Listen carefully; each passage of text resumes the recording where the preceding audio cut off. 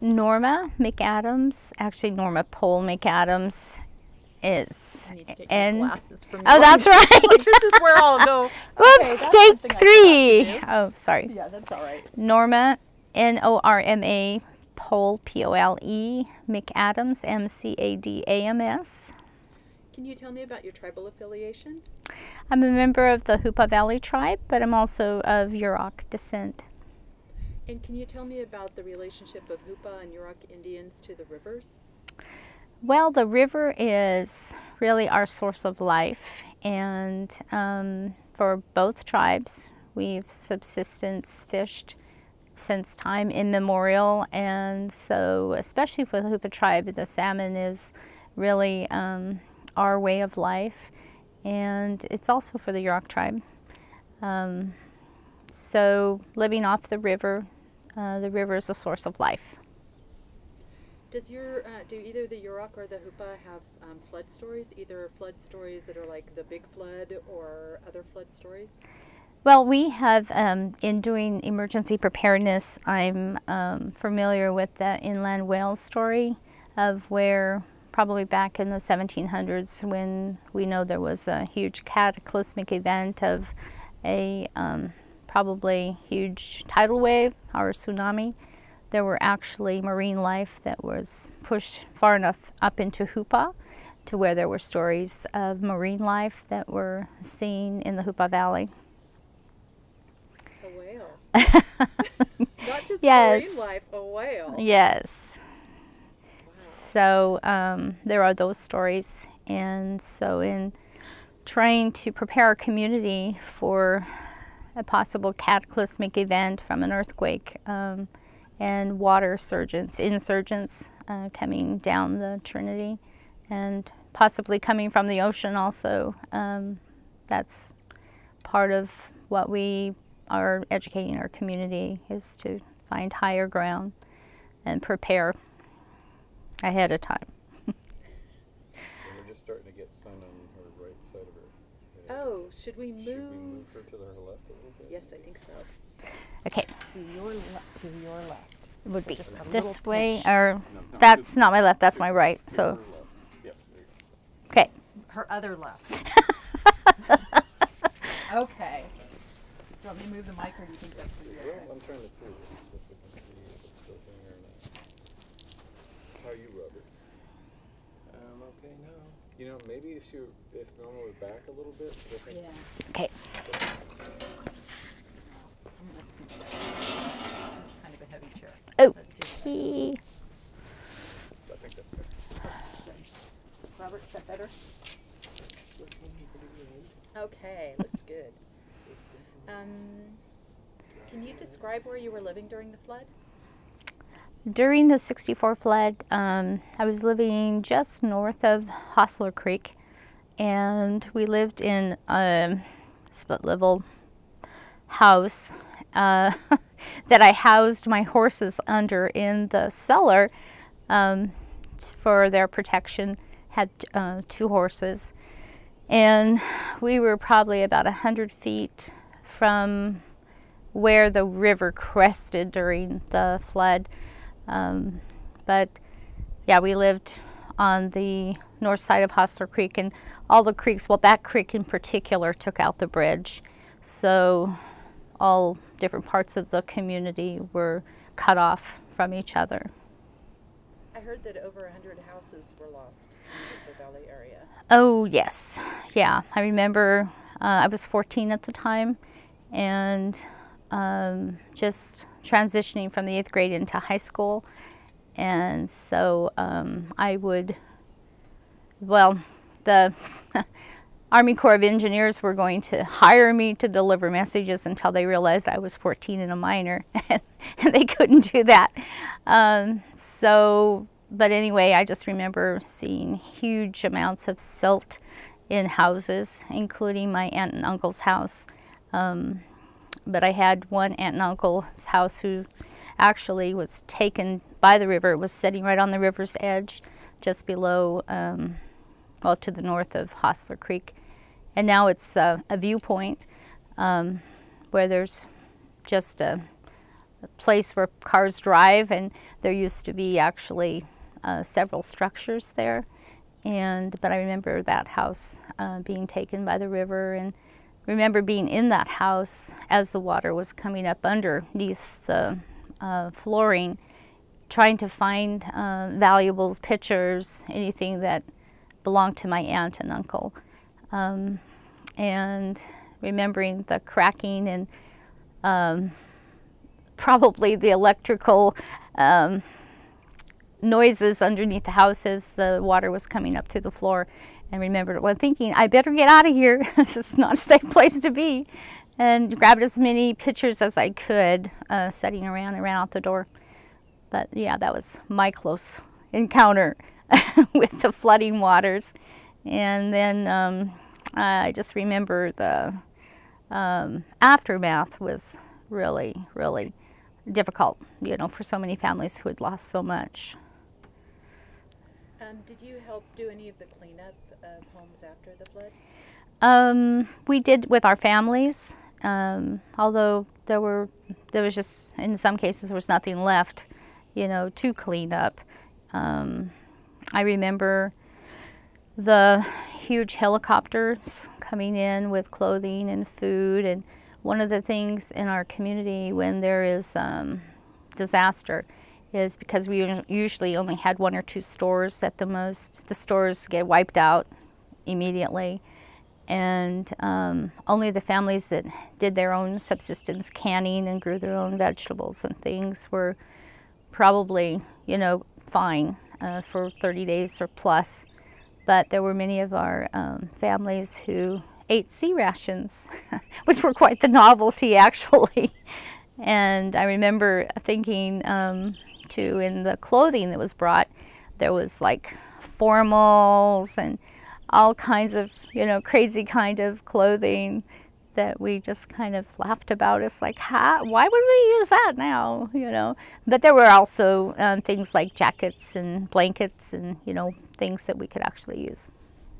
And do you remember seeing any of the helicopters drop any of these packages? Well, actually it landed right where the Ray's Food Place is now, which is a former village of Sewinalden, and there was no trees planted then there, and so the huge double prop helicopter landed there. And then unloaded all these Right. packages of formals and Of clothing, yeah.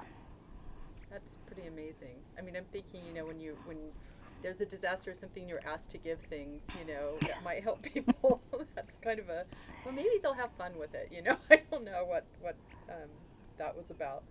So you didn't end up actually taking those messages to the Army Corps. They decided you were too young to do that? Yes, that was kind of sad because I did have a way of getting around between Hostler Creek and Mill Creek. So, yeah, they were going to put me to work until they realized I was 14, and they probably shouldn't hire me as a minor. Did you take messages to other people? I mean, did you kind of act as a messenger person because you could get around? I did within our family structure, yeah, and then I would give reports on what was going on at Mill Creek, which was about a mile away, mile and a half away. And at that time there was several mills that were still in place, Humboldt Fir being one, and so there was a lot of activity at the Humboldt Fir housing, which was located near Mill Creek. But yeah, there was a lot of flooding and a lot of aftermath of, you know, people losing their belongings and their cars and homes and all kinds of things. Mill Creek at that time did a lot of damage, backed up into the housing area there. Did their log deck break? I believe so. Yeah, there was a log deck. It all that area, well, their log deck, gosh, I'm not sure exactly. They had 2 spots for the mill, and I think the one that had some logs near Mill Creek did break. Yeah. to the whole, that all that force of not just trees coming loose going down the river, but all this lumber. Right. Lumber going down. Right. So I do remember the bridge. We lived probably about 2 miles from the bridge, but you could hear the logs hitting the bridge, which weakened the structure of the bridge, and so the bridge was unsafe after that. There was one side that was even more unstable, so they had to build a new bridge, and we crossed the river on a raft.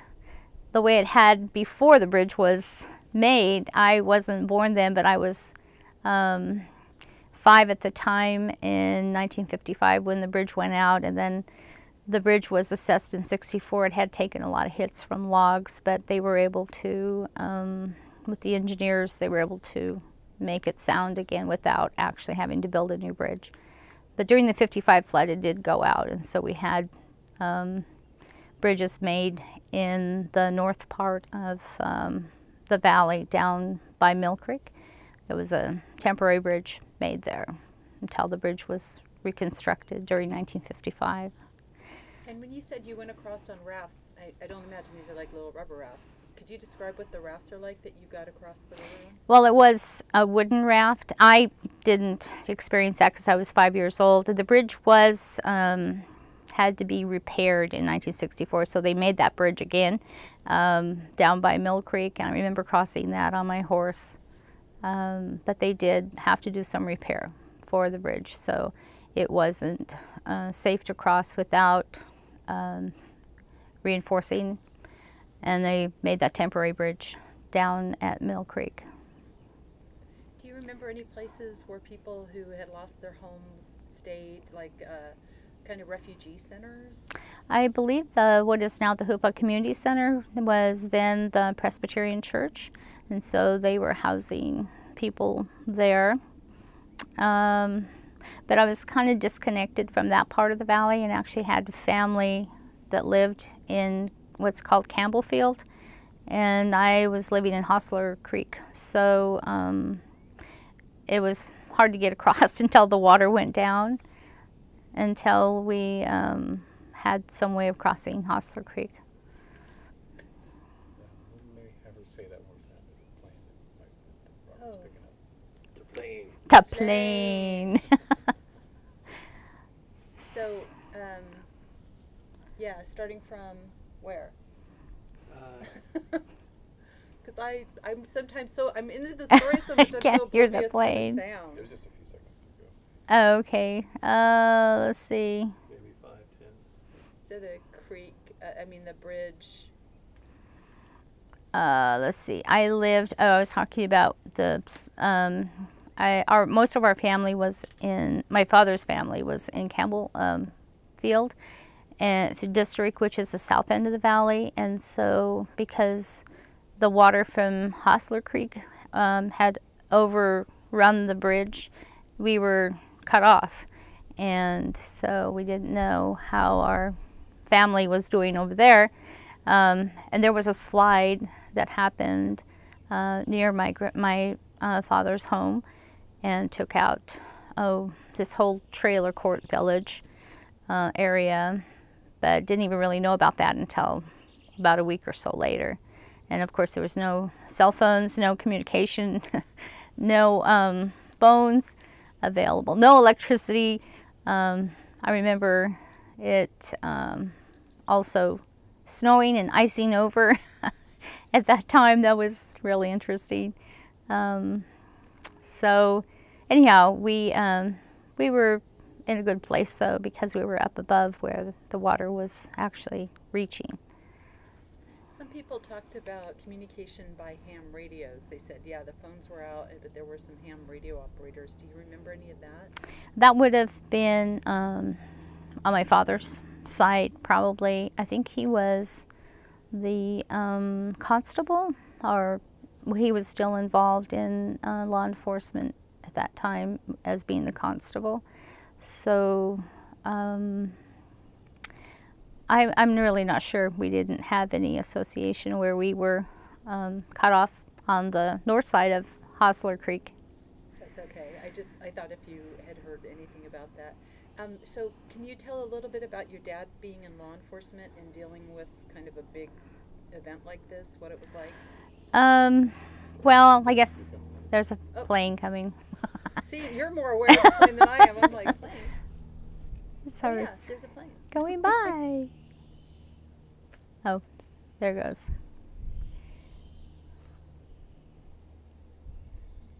Tell us when you don't hear really. The cicadas on one of the audio sections, we interviewed Gordon Bessel Mm-hmm. out at their place, and all of a sudden the cicadas come up, and I guess we didn't catch it when we were doing the interviews, and I'm like, what is that buzz? And I'm like, oh my god, it's cicadas. Comes right through, even just the mic, the little Yeah. lavalier mic comes Wow. Really loud. through. They were loud cicadas, yeah. So about your father being in law enforcement. Oh, yes. You know, I was cut off from my dad during that time, and I just remember he sent some kind of message to find out if we were okay, and didn't actually, like I say, we were cut off from that part of the valley, so eventually they did get the raft with the cable. Oh, I'm getting that confused with the 55 flood. So, yeah, the bridge was not passable for vehicles, but people were walking across the bridge. So eventually we all kind of reunited that way by on foot. But yeah, I really didn't have a lot of interaction with my dad at that time. But I know from him being in law enforcement that, you know, he was being as helpful as he could possibly be, I'm sure. Yeah. Did you worry about that? Worry about him having a dangerous job like that? No, not really, because, you know, he was my dad. He was a super dad. He could pretty much do everything, so, yeah. Do you have any particular memories about families and friends and their experiences during the flood? Just, I think probably the most concerning thing was not knowing how family members were, and everyone trying to communicate with somebody, and then we had, you know, families down the river that was even more isolated than we were, that lived down near the Klamath River, and the Klamath River, of course, was creating its own havoc. So in Indian communities, it's like you're all related, you're all interrelated, so you get concerned. I mean, even when the ambulance goes out every day, yes, you're wondering who is it, you know, someone in your immediate family or extended family. So yeah, we all have a concern for each other, especially during emergencies. So I think that was probably the distress of not knowing extended family members, you know, of my acquaintances and family, trying to find out how everybody was. One of the things that one of the people that I talked to had mentioned is that after the flood, a lot of Yurok people who had lost their home site because of the flood had just ripped away the land that they lived on. Right. And that a lot of those people moved into Hoopa, and that how that might have changed things, might have changed the dynamics of how Hoopa was after that point. Well, maybe that's kind of when all the intermarriages occurred. I mean, they've been happening for hundreds of years, I'm sure, but there probably was that. It was kind of That is going to be the Swainsons I can tolerate, but that Stellar J, I don't think so. Go away. Go away. Yeah, it was really subtle, you know. So there was a lot of relocation. I remember that, but then being that I'm part Yurok anyway, I just really didn't notice how many there were who had relocated. I know that many had lost their land and their home place. So there was probably more land for sale at that time. And because Hoopa is a checkerboard anyway of land sites, some tribal and non-tribal. So yeah, I really don't notice. I mean, I didn't notice. It was just kind of a, being 14 years old, something I really didn't think about at that time. I think that's true for a lot of people we're interviewing, because we're kind of getting that next generation of people who were kids then, and it's just a different way of looking at the world. Yeah. Than the people who were adults during the time, who were having to deal with those adult responsibilities and everything. Right. It's a different story. Right. You mentioned a little bit about kind of the self-reliant families kind of being in better shape. That's one of the things that we've noticed as we've interviewed people. We've kind of noticed that because, turn off that chainsaw, that because people here have traditionally been people who work with their hands, or fishermen and loggers, and just people who are used to kind of problem solving and working with their hands and kind of taking things on and getting them done, that we think that maybe Humboldt County, Del Norte County, Trinity County, Siskiyou County, this kind of region here probably fared a little bit better than a lot of urban areas would fare. What do you think about that? Yeah, I agree with that we are survivors, and that we tend to be more sustainable when it comes to surviving, and especially in Native American communities, because of the remoteness and isolation. I think that was in the last generation, probably taught more by example, and being that I'm like the end of the baby boomers in my generation, it's something that I've tried to teach my family, but I think it's rare now for the children in the next generation to have that knowledge and use of fishing, canning, and collecting, and having the knowledge of the medicinals in our area. So it's kind of a rarity, and we're trying to promote that and bring that back. That's great.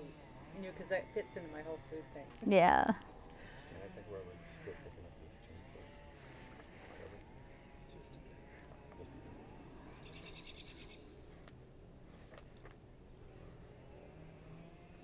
That's pretty much it.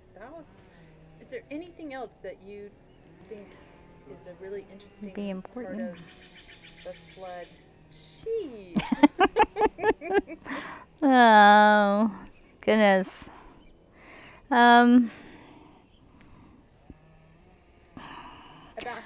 About how people took each other in, Well, I was thinking about the resilience of the families that had lost their homes, everything they had, and their resilience to be determined.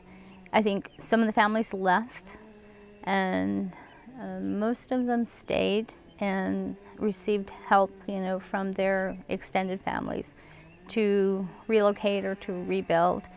And I don't think there are many houses still on the floodplain, as we call it now, in mitigating and trying to help people.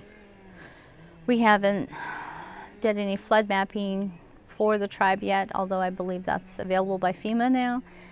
We just have a couple of houses that probably need to be mitigated for flooding. But most of those houses that were relocated near the river, aren't there anymore. And those that are, that's the risk that you take for that beautiful view where you are. So I think there were a lot of lessons learned. There were lessons learned from the 1955 flood, and then again in '64. So the next thing we really need to prepare for is for that cataclysmic event of a major earthquake, and that could possibly rupture the dam, and that we need to prepare for. And most of our community is in denial about that. So it just comes with educating and awareness. So I'm hoping that we can do that and be prepared.